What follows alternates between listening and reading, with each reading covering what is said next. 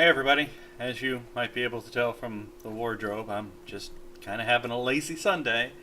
It's pretty nice. But I saw the new Rocky Horror Picture Show that aired on Fox last week, and I had to talk about it. For those of you who don't know, and I can't imagine somebody watching my videos who doesn't know me well enough to know this, I was on a Rocky Horror Picture Show Shadowcast for about 3 years. Uh, the Shadowcast is when you go to see a performance of Rocky Saturdays at midnight in whatever city you live in. The people who act it out in front of the screen while the movie's playing. Yeah. So Rocky was a regular part of my life. So I watched this new one out of curiosity, primarily. Because the first question I had was, why? Why would somebody remake this? The fact that Rocky survives to this day, the fact that Rocky became something was an accident. I mean, you can't plan for something like that. It's kind of the first thing to ever go viral before there was an internet. But Richard O'Brien did not sit down and think, I'm going to make this movie, and what's going to happen is people are going to pick up on it, and it's going to play Saturdays at midnight for the rest of eternity in movie theaters. The success of Rocky is an accident. It was an accident he was unable to reproduce because he made a sequel called Shock Treatment. By the way, the sequel, actually not that bad. When it came out, it was pretty bad. It dealt primarily with this concept of reality TV, which didn't really exist when it came out.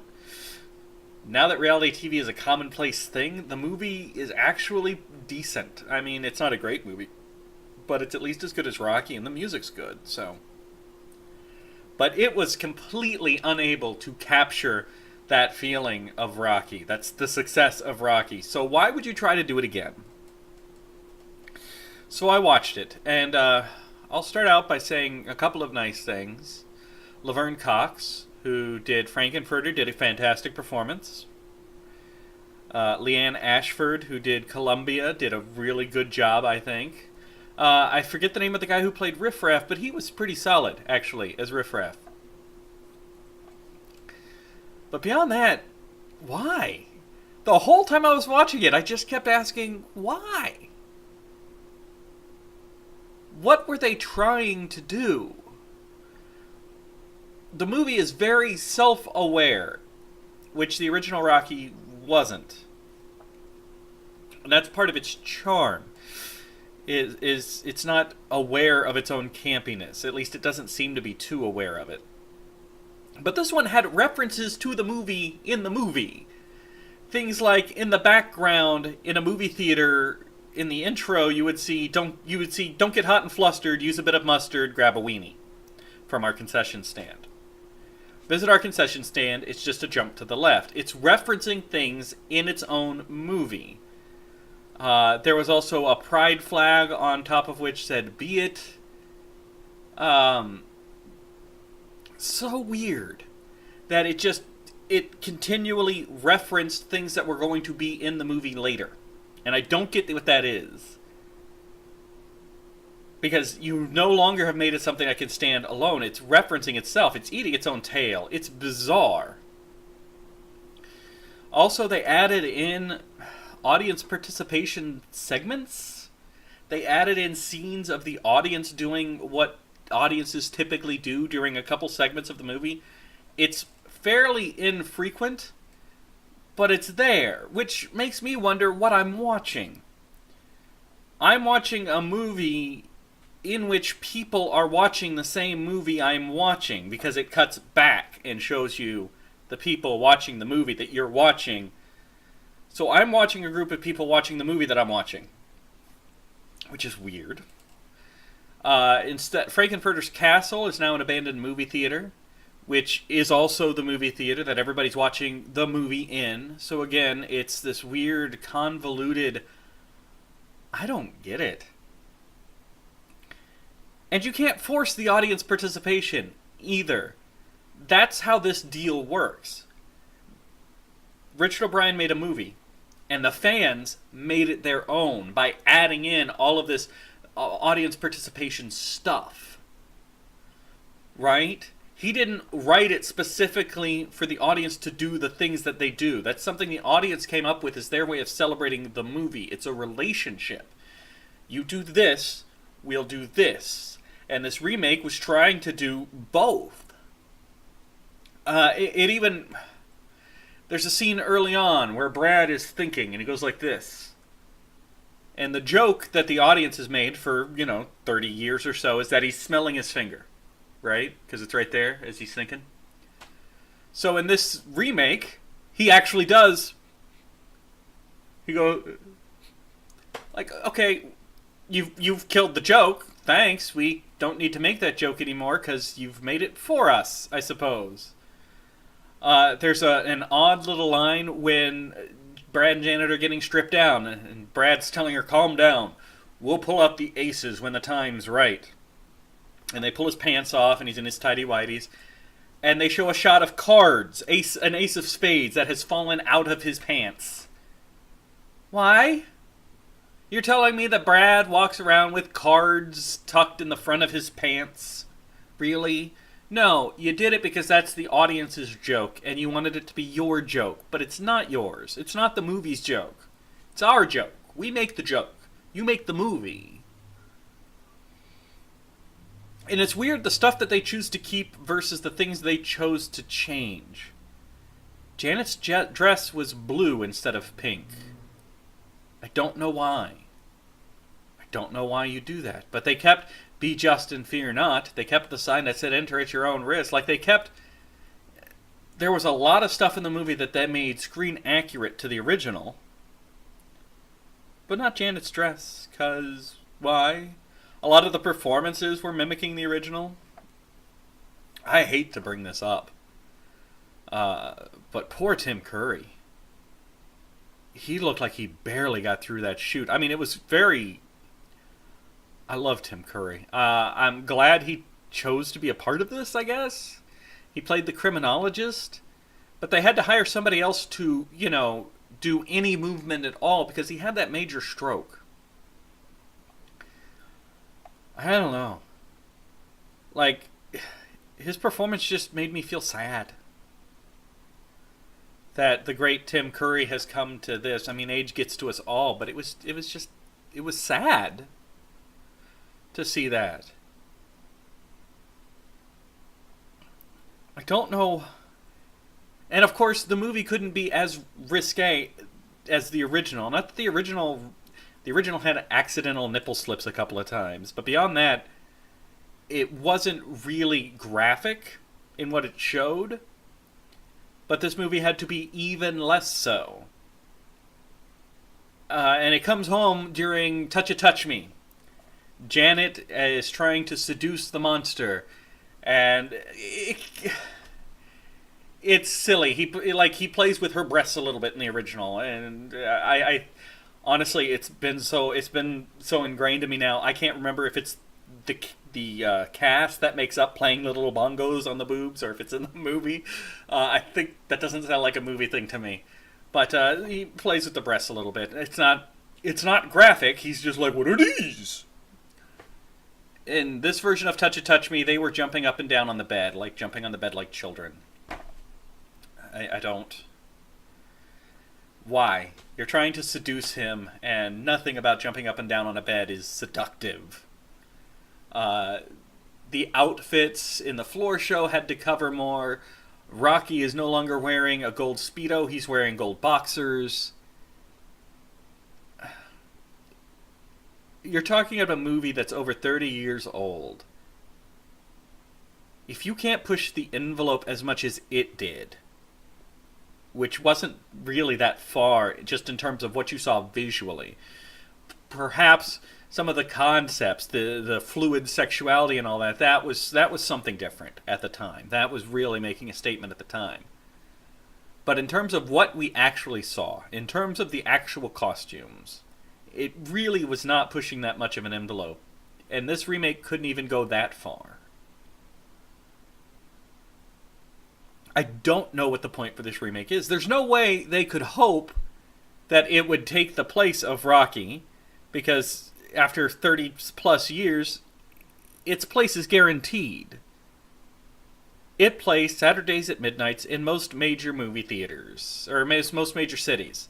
If you haven't seen it performed live, you should. It's an experience everybody should have once in their life. It's a unique and interesting experience. This movie couldn't have hoped to take that place. It couldn't hope to enjoy almost any success. And by the way, one other thing that they changed that really bothered me. Eddie. In the original, Eddie comes out of the freezer. He's got a gaping head wound, which is later explained when Frankenfurter made Rocky, he took half of Eddie's brain to do it. That's why he's got the head wound. They cut his head open. In this remake, no head wound, and he's not in a freezer. He flies in on a motorcycle from outside through a glass window. But then later they still say, maybe I shouldn't have split his brain between the two of them. Why change Eddie's look completely when you're not going to change the backstory to match his new look? I don't know what the purpose of this could have been. I don't know what they wanted to accomplish. Because at best, what they got was people checking it out to see how it stood up to the original, and it didn't.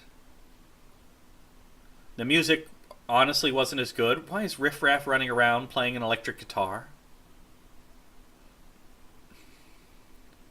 The best explanation I can come up with is what it feels like. Honestly, this movie really feels like if one of these casts, let's say the Dallas cast, Los Bastardos, since they're good people, got a bunch of money and decided, hey, let's do a tribute film of Rocky. We will actually just shoot our own little version of Rocky as tribute to how great that movie is. That's sort of what this feels like. Like a bunch of fans went, we love this thing so much, we want to make our version of it. Which is nice, except it was made by Fox. Like, it wasn't really made... I'm going to assume some fans were in the making of it, but it was made by a major corporation. Corporations don't do things for fun or as tribute. They do things to make money. What was the plan with this?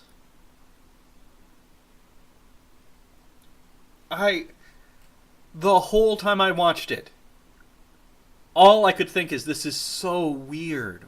Why does this exist? This is so odd.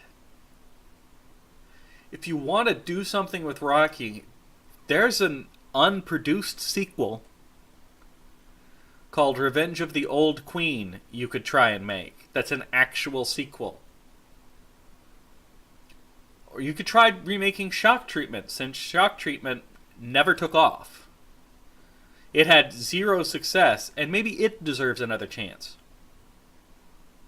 The Rocky Horror Picture Show has acquired more success than anybody ever could have hoped for. It's the longest running movie ever, because it's still playing in theaters.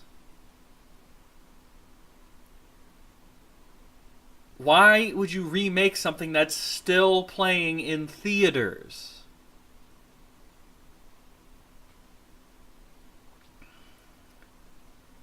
Some of the performances were good. Some of the songs were decent. Not all of them. And they're releasing it on DVD, and one of the things they said they're going to do when they release it on DVD is it'll have a deleted song called Once in a While. It's kind of a Western ballad remorse song that Brad sings when he realizes things are going bad. It's in the play. It's a deleted scene from the original movie. They filmed it, but they didn't use it. And so they decided to do the same thing here. Like, if you really wanted... Why not give us something different? Why not include that? If you're going to film it anyway, include it just so we have something that belongs just to this movie. But instead, they just wanted to keep referencing the original movie. During the dinner scene, Columbia says, "Meatloaf again." That's our joke. And that joke doesn't really work because Meatloaf wasn't in this movie. It was Adam Lambert, who did a decent job as Eddie. But she didn't say, Adam Lambert again, because it wouldn't have made any sense. You made sure that your movie doesn't make sense if it wasn't for the movie it's a remake of existing. How weird is that? You made a remake that requires you to know the original source material to understand the remake.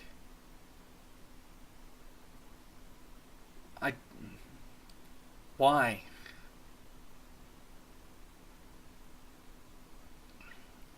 It's odd. It's an odd experience. If you want to check it out, nobody's going to stop you. And there are some good performances in there, but essentially it's no different than just seeing a live cast do it, except when you see the live cast do it, you have the original movie up there. And as good a job as Laverne Cox did, nobody can top Tim Curry in that role. You just can't.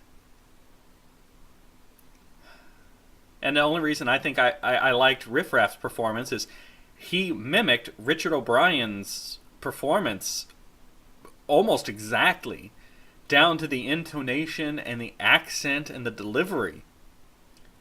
He was mimicking the original, which is why I liked it. Anyway, I don't have anything else to offer you. I don't know why this was made, but it's a decent job, I guess. That's my 2 cents as a former Rocky regular. Anyway, have a good time, guys. Thanks for stopping by.